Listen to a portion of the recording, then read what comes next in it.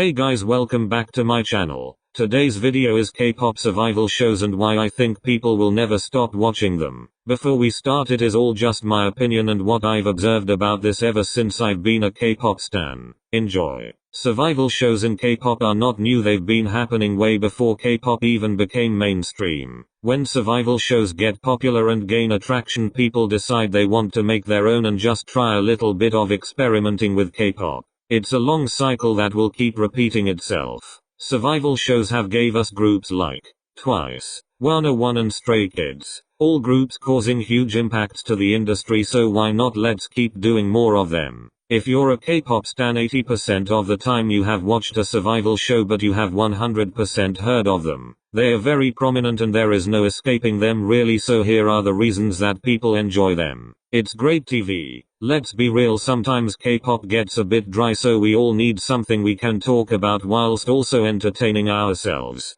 Performances are a huge part of these shows and watching them is the best part. It gives us what we enjoy about K-pop whilst also not allowing us to be bored. It gives a sense of unity because once you have watched an episode, it's really fun to discuss your thoughts about everything that happened and to find out someone has different opinions to you. For me personally, I only got into K-pop in 2019, so I was really never around when the Produce series was airing, so I can't speak for that. But from what I've seen, it seems like it was an enjoyable time by looking at how popular the show still is to this day, but we all know how the Produce series went down. I did watch Island, which was kind of my introduction to K-pop survival shows, and I personally really enjoyed it. I liked seeing how hard the boys would work for their performances and then seeing the debut group, which was really my only reason for standing an haechan. Survival shows are great TV and a good way of promoting a group for their debut.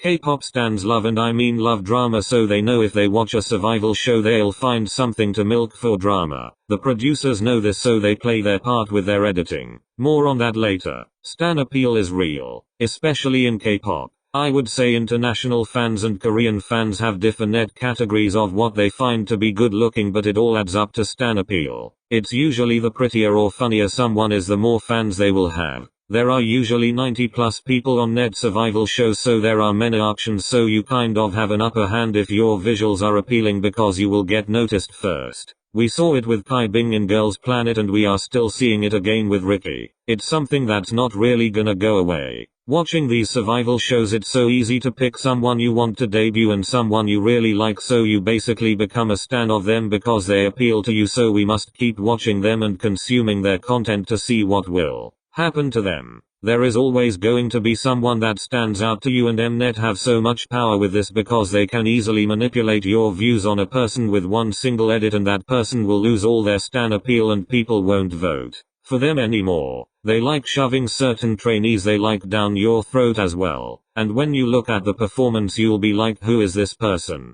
Were they in the room with us? No, because Mnet did not show them when they were preparing for the stage. Stan appeal is real and can be easily manipulated, and I believe that everyone when watching a survival programs has someone they like more than the others. That's why I don't think it's that hard to stand out on this show. If you do something so unprovoked and unexpected, they will most likely give you the screen time, therefore leading to more fans or less fans depending on the type of edit they gave you. It's obvious after you watch any show you're gonna want to discuss it with someone else to hear their views. These days people have become more aware of evil editing in K-pop, and from what I've seen now, less people fall trap to them and now catch Mnet on their BS more. After something happens in an episode, you just know that people will be talking about it after.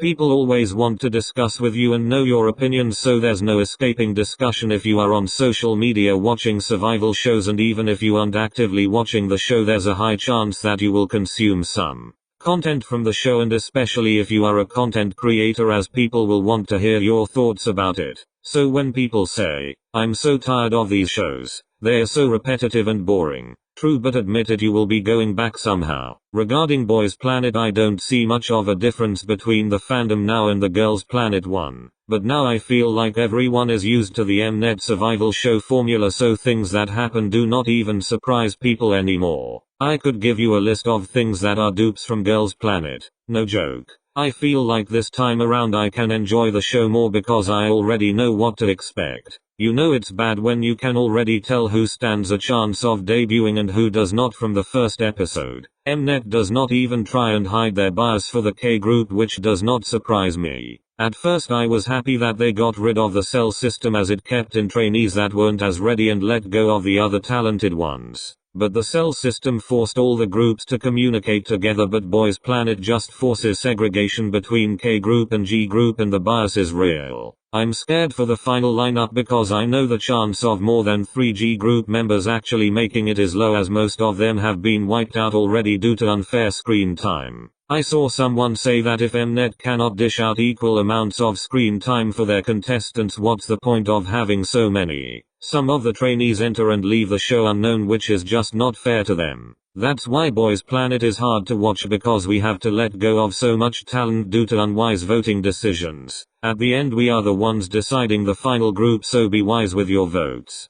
Apparently boysplanet is doing a lot, and I mean a lot more better in Korea compared to the whole season of Girls Planet, so it has piqued the domestic interest, which maybe could be good in the long run as the boys are quite likable, so maybe they won't follow in the footsteps of Kepler and lose the public interest after their debut. I hope not, because we need a boy group moment this year. I said it on my K-pop wishlist for 2023, but it would be nice to see a 4th gen group have that new jeans effect. Anything at all. For boysplanet I made a video of my picks before this show aired, which looking back was quite silly because I did not know much about the contestants, but now the show is airing my top 9 has changed and I will share my picks before the final episode. And maybe I'll make a video talking about the whole experience when the show is over, but now I can definitely say I'm liking boysplanet more simply because I like the performances I've seen so far, but time will tell. From what I've observed, survival shows in K-pop are a way to kill time and entertain ourselves, and it's just my opinion, but I feel like we are going to consume some kind of survival show content at least once. Survival shows are a huge popularity contest at the end of the day, so it's interesting to see how they play out.